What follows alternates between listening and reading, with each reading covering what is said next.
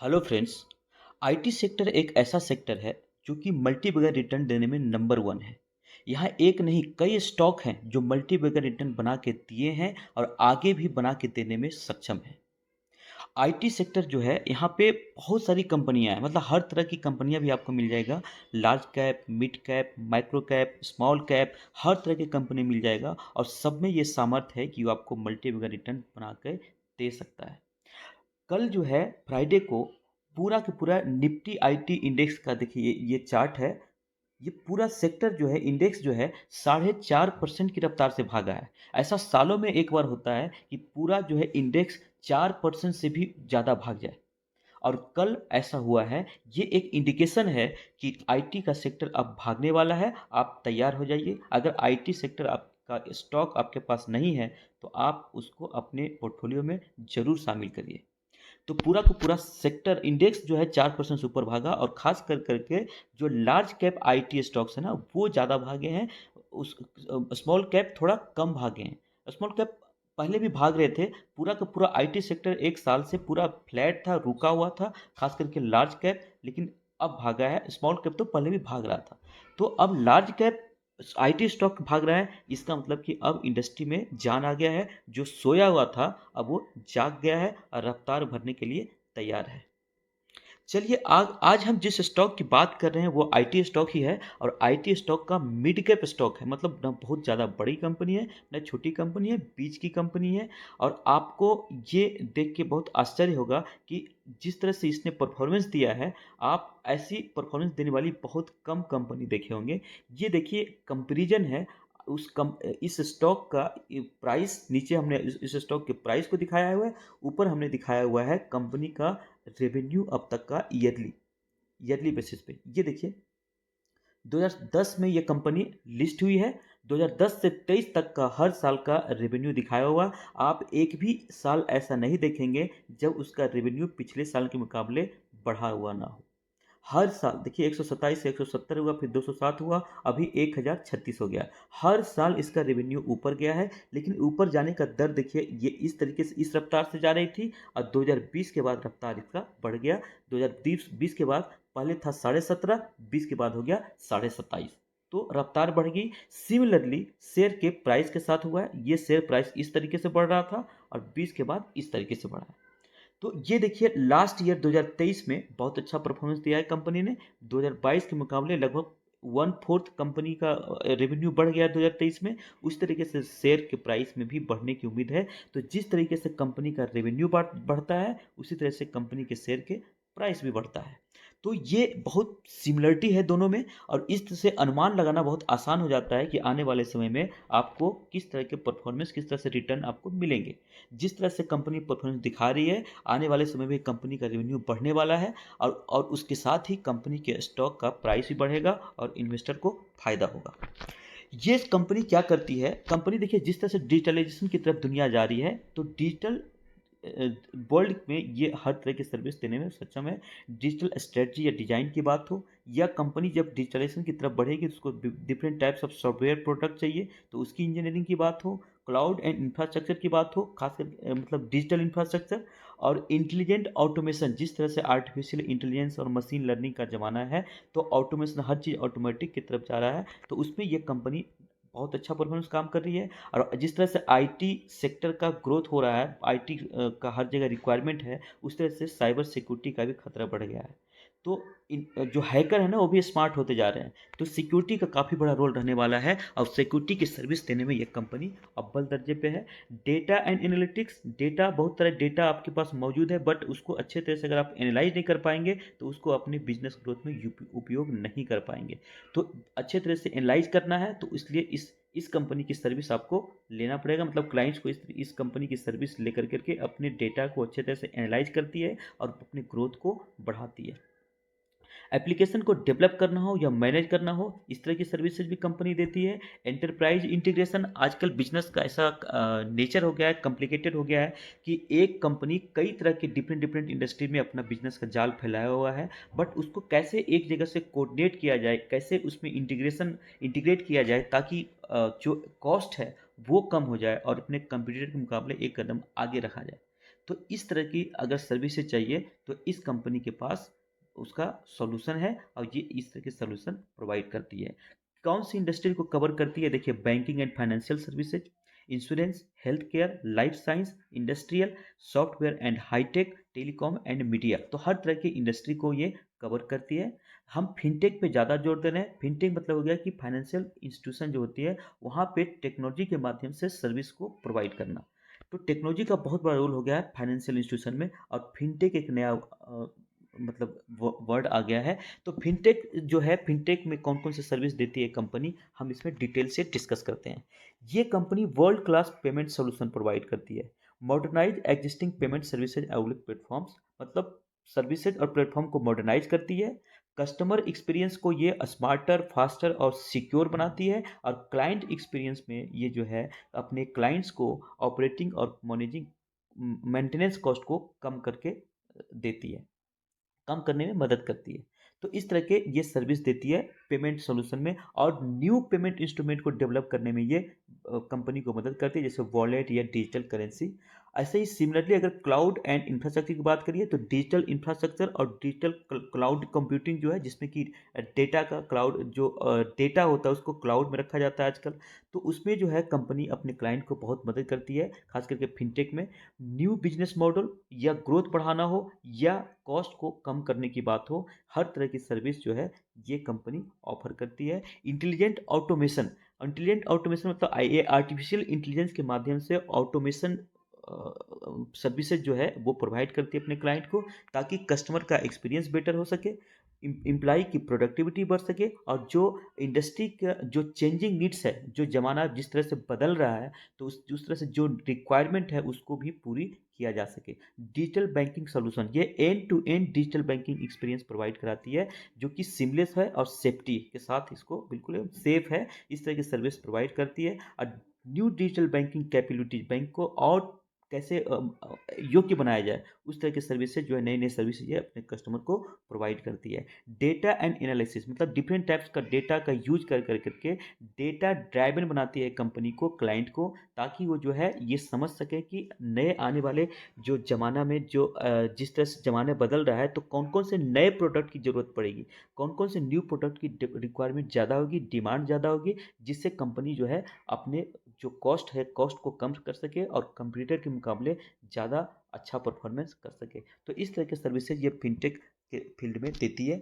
अगर दूसरे सर्विसेज की बात करें जैसे इंश्योरेंस, तो इंश्योरेंस एक ऐसा सेक्टर है जहाँ पे जो क्रिटिकल उसका प्रोसेस है, काफ़ी क्रिटिकल है, कॉम्प्लिकेटेड है। तो ये वहाँ पे न्यू न्यू प्रोडक्ट लेकर के आती है, ताकि better customer, partner and employee experience हो सके।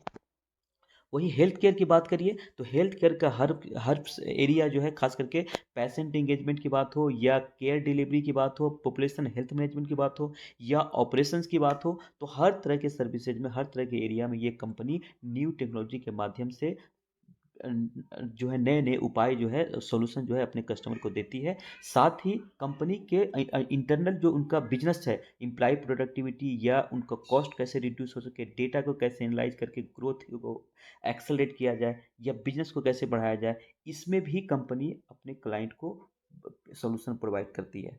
लाइफ साइंस की बात करें तो खास करके लाइफ साइंस में दो चीज़ आती है कि फार्मा या जो मेडिसिन है उसमें कैसे नई नई मेडिसिन को बनाया जाए, कैसे मेडिकल डिवाइसेज में टेक्नोलॉजी का उपयोग करके के और बेहतर बनाया जाए, ताकि कस्टमर को और जो है पेशेंट्स को ज़्यादा अच्छे तरीके से मतलब सेवाएं मिल सके। तो उसमें ये कंपनी अपने क्लाइंट को मदद करती है।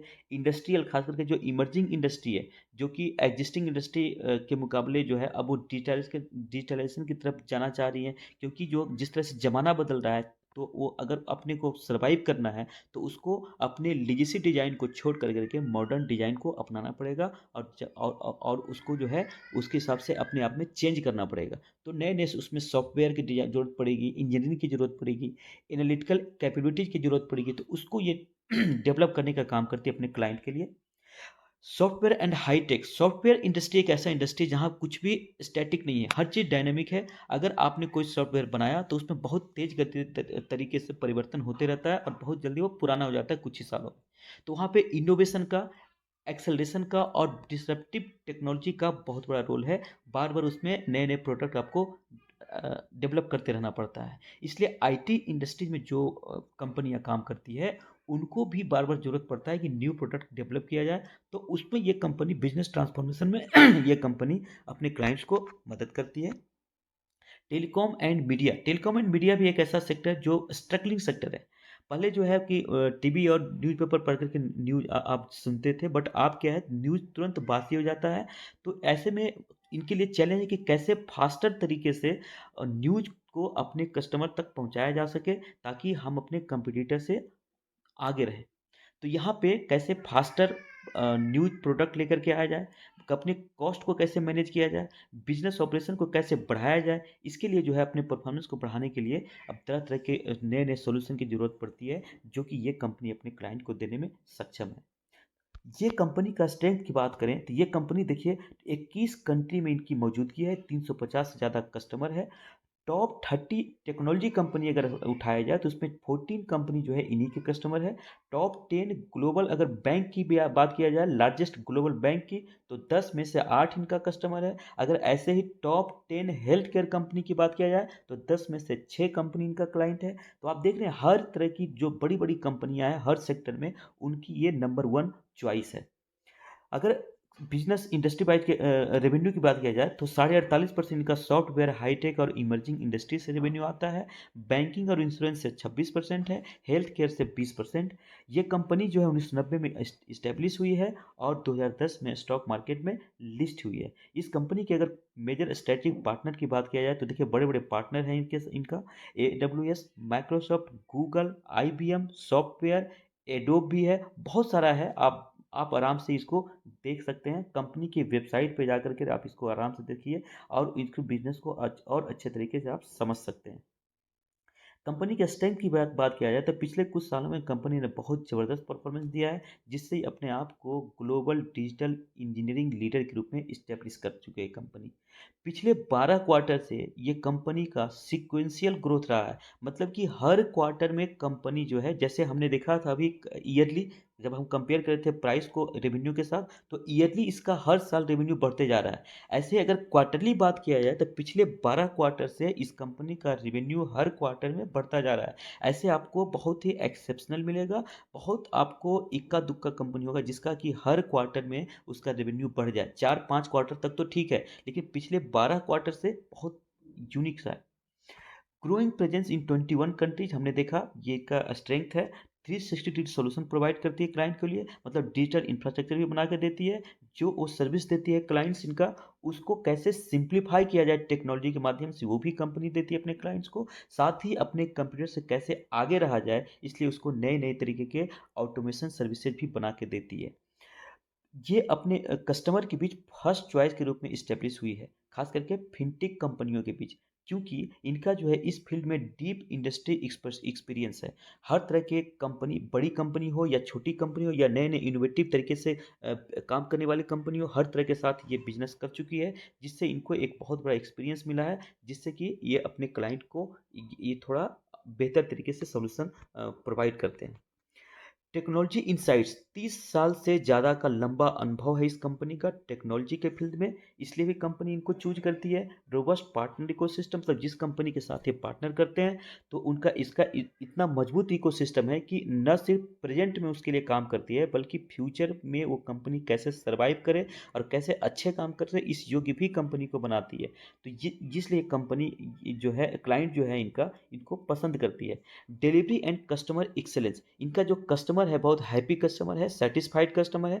एक कस्टमर एक्सपीरियंस स्कोर लिया गया था 2020 में, तो आईटी इंडस्ट्रीज का, उसमें ये हाईएस्ट स्कोर करने वाली कंपनी साबित हुई थी। आप सोच सकते हैं, इसलिए जो इनका क्लाइंट है इस इन्हीं से सर्विस लेना पसंद करती है, क्योंकि अपने आप को इस रूप में इस्टेब्लिश किया है कंपनी ने। अगर कोई भी कंपनी का प्रमोटर की बात किया जाए तो बहुत बड़ा रोल होता है प्रमोटर का। अगर प्रमोटर में बहुत काबिलियत है तो ऑब्वियसली कंपनी आगे जाएगी और आपको फायदा होगा। ये कंपनी का प्रमोटर है डॉक्टर आनंद देश पांडे, जो कि इस कंपनी के फाउंडर भी हैं, कंपनी को इस्टेब्लिश भी किए हैं और अभी CMD भी है। 1990 में इस्टेब्लिश हुई, मतलब कि 30 साल से ज़्यादा का लंबा अनुभव है इस फील्ड में और 30 साल से इस कंपनी के साथ जुड़े हुए हैं।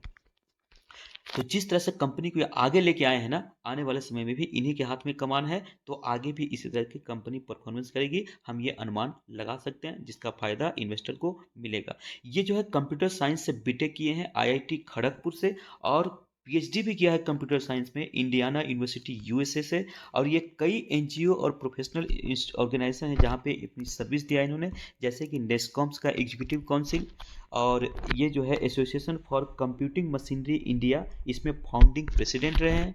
और ये आई स्पिरिट एक संस्था है जहाँ की फाउंडिंग मेंबर रहे हैं। आई फोर सी एक संस्था है जहाँ के फाउंडिंग मेंबर रहे हैं। और अभी इन सब के साथ साथ जो है, अभी इस कंपनी के सीएमडी के रोल में तो है ही, साथ ही साथ और कई जगह ये काम कर रहे हैं, जैसे यूआईडीआई जो कि आधार का एपेक्स बॉडी है, वहाँ पार्ट टाइम मेंबर के रूप में काम कर रहे हैं। आईआईटी पटना और आईआईटी इलाहाबाद, वहाँ पे जो बोर्ड ऑफ गवर्नर्स है उसके चेयरमैन भी हैं।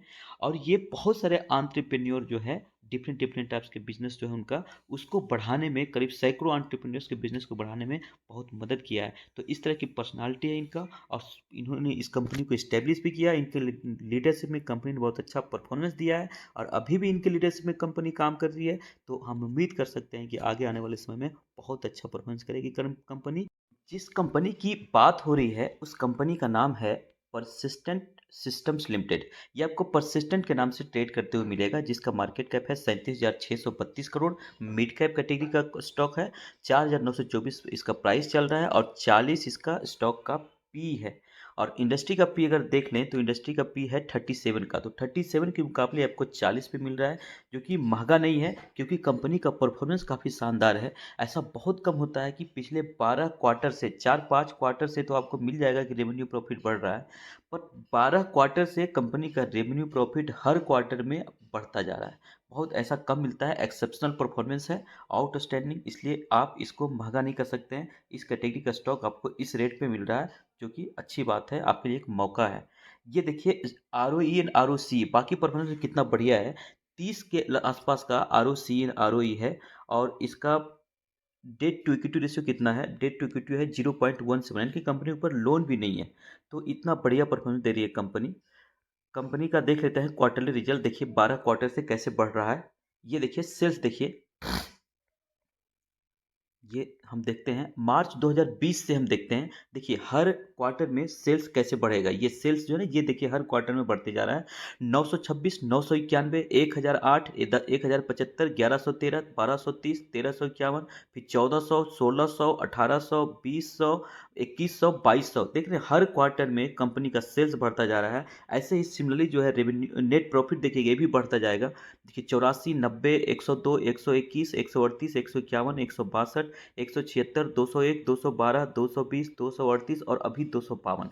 हर क्वार्टर में पिछले 12 क्वार्टर से रेवेन्यू भी बढ़ रहा है, प्रॉफिट भी बढ़ रहा है। ऐसे बहुत ही इक्का दुक्का कंपनी का होगा कि 12 क्वार्टर से बढ़ रहा होगा। इस पे आप सोचिए कि इतनी अच्छी परफॉर्मेंस कर रही है, तो इस, और फिर भी आपके इंडस्ट्री पी के आसपास मिल रही है, तो और क्या चाहिए। इतना बढ़िया कंपनी है, आप इन्वेस्ट करेंगे आपको पक्का रिटर्न मिलने वाला है। अगर एनुअल इसी को चेक करें तो एनुअल भी आप देखेंगे, सेल्स देखिए 10 था, 12 था, फिर 16, 18, फिर 23, 28, फिर 30 हो गया, फिर 33, 35, 41 और फिर 83। आपका हर क्वार्टर में जो है बढ़ रहा था, और हर साल भी बढ़ रहा है। मतलब एनुअल भी कंपनी का परफॉर्मेंस बहुत शानदार है। नेट प्रॉफिट भी चेक करते हैं, 142, 188, 249, 291, 277, फिर 301, 323, 352, फिर 340, 451, 690, 921। उसी तरीके का नेट प्रॉफिट का परफॉर्मेंस एनुअल यहाँ भी है। तो हर साल इसका परफॉर्मेंस बढ़ रहा है, हर क्वार्टर में बढ़ रहा है। बहुत ही अव्वल दर्जे का परफॉर्मेंस है। देखिए अब इसका सेल्स का और प्रॉफिट का 5 साल और 30 साल का एनुअल कितना ग्रोथ हो रहा है। तो 3 साल का देख लेते हैं। 33 साल का सेल्स में ग्रोथ है, और 41% का जो है, 33% सेल्स में ग्रोथ और 41% प्रॉफिट में ग्रोथ। तो बहुत बढ़िया है कंपनी का। अब देख लेते हैं कि रिजर्व और बोरोइंग्स कैसे हैं। देखिए कंपनी के ऊपर रिजर्व, सॉरी, ये जो रिजर्व है कंपनी के ऊपर 3,889 करोड़ का रिजर्व है। बहुत बड़ा रिजर्व है कंपनी के पास, बहुत बड़ा होता है 3,889 करोड़ का रिजर्व। जिसके पास सरप्लस फंड हो उसके लिए क्या सोचना। 655 करोड़ का लोन है, कुछ मैटर नहीं करता इतना लोन इतने बड़े रिजर्व के सामने। और ऑपरेटिंग एक्टिविटी से कैश भी आ रही है कंपनी के पास। अगर शेयर होल्डिंग की बात करें तो शेयर होल्डिंग देख लीजिए, प्रोमोटर के पास 31%, एफआईआई के पास बहुत बड़ा परसेंटेज है 20%, एफआईआई और डीआई के पास 27%, पब्लिक के पास मात्र 18%, 2% अदर्स, मतलब पब्लिक और अदर्स मिलाया जाए तो 20% पब्लिक और अदर्स के पास है, और 80% जो रिमेनिंग है वो फाइनेंशियल इंस्टीट्यूशन के पास है। मतलब कोई प्रमोटर और एफ आई डी आई जो है, ये इनके पास अगर होल्डिंग ज़्यादा हो ना तो कंपनी अच्छी मानी जाती है। प्रमोटर के पास 50% नहीं है, कोई बात नहीं, उसके बदले एफ आई डी आई ने बहुत बड़ा स्टेक लेकर के बैठे हुए हैं। इसका मतलब कि 80% टोटल हो जाता है, तो 80% इंस्टीट्यूशन, फाइनेंशियल इंस्टीट्यूशन के पास है और प्रमोटर के पास है, तो सोचने की बात ही नहीं है। पब्लिक के पास ज़्यादा होल्डिंग नहीं होना चाहिए, पब्लिक के पास मात्र 18% है, तो शेयर होल्डिंग पैटर्न बहुत बढ़िया है। एक नज़र हम इसमें थोड़ा कंपेटिव बाकी आईटी का जो मिड कैप स्टॉक है उससे कंपेयर एक बार कर लेते हैं। ये देखिए आईटी स्टॉक का हम कंपेयर कर लेते हैं, ये है मिड कैप आईटी स्टॉक। सबसे नंबर वन, तो सबसे बड़ी मिड कैप आईटी स्टॉक है टाटा एलेक्सी, और सेकंड नंबर पे आता है परसिस्टेंट। देखिए ये हम कंपेयर कर लेते हैं, इसका जो है ये देखिए पी है, ये है पी, ये है आर ओ सी और ये है आर ओ ई। इन तीनों को हम देखेंगे तो टाटा एलेक्सी का देखिए, टाटा एलेक्सी का देखिए, परसिस्टेंस का देखिए, और आप जो अच्छी कंपनी जो अभी परफॉर्मेंस दे रही है, केपीआईटी टेक दे रही है बहुत अच्छा परफॉर्मेंस, कोफोर्ज का भी आप देख सकते हैं। तो इन सबको कंपेयर करिए तो देखिए ये 63 के पी मिल रहा है टाटा एलेक्सी, ये 40 के पी पे, कोफोर्ज 41 के पी पे, केपीआईटी 76 के पी पे। तो ये चार हमने मार्क किए जो कि बहुत अच्छा परफॉर्मेंस कर रही है मिड कैप आईटी स्टॉक में। और सबसे कम पी किसका है, 40 के पी परसिस्टेंस का है, तो सबसे सस्ता आपको ये स्टॉक मिल रहा है। और रेवेन्यू और प्रॉफिट के मामले में सबसे शानदार। R O C and R O E के मामले में देखा जाए तो टाटा एलेक्सी का बहुत इससे बढ़िया है, 40 पे से ऊपर है।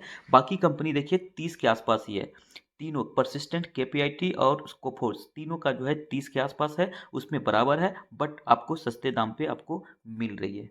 आप अगर वैसे ही डेट टू इक्विटी अगर कंपेयर करेंगे, डेट टू इक्विटी रेशियो ये, तो देखिए सबके ऊपर आईटी स्टॉक के पास लोन बहुत कम रहता है, तो किसी के पास लोन ज़्यादा है नहीं, तो इसको चेक करने की ज़रूरत है नहीं। रिटर्न देख लीजिए, रिटर्न देखिए इसका, ये रिटर्न जो है, ये 5 साल का, 3 साल का और 1 साल का, 5 साल, 3 साल और 1 साल का।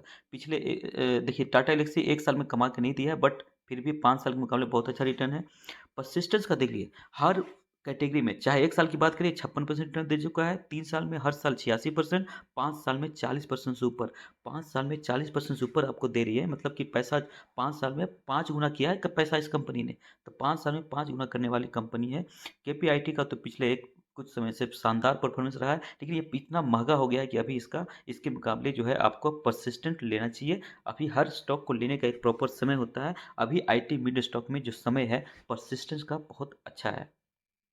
तो इसके हम रिकमेंड करेंगे कि ये बहुत हाईली रिकमेंडेड स्टॉक है, इस पे आप इन्वेस्ट करने के लिए सोच सकते हैं। अगर आप इन्वेस्ट करना चाहते हैं तो और डिटेल स्टडी करिए, वेबसाइट पे जाइए, इसका एनुअल रिपोर्ट पढ़िए। अभी इन्वेस्ट करने का बहुत अच्छा समय है, कंपनी बहुत अच्छा परफॉर्मेंस दे रही है। कंपनी को अगर इन्वेस्ट करना है तो एक अच्छा इन्वेस्टर को उसके फाइनेंशियल के साथ साथ उसके बिजनेस को भी समझना जरूर चाहिए, प्रमोटर को जानना चाहिए। तो इसलिए हमने इसमें डिटेल्स में कवर किया, वीडियो थोड़ा लंबा हो गया है, बट डिटेल अगर कवर करते हैं ना, हर चीज़ कवर करेंगे तो थोड़ा लंबा हो जाता है। चलिए, अगर आपको वीडियो अच्छा लगा हो तो आप इसको लाइक करिए, शेयर करिए और चैनल को सब्सक्राइब जरूर करिए, ताकि आपके लिए हम अच्छे तरीके से और मेहनत करें और बढ़िया बढ़िया स्टॉक और वीडियो लेकर के आएँ, ताकि आपको पसंद आए। Thank you.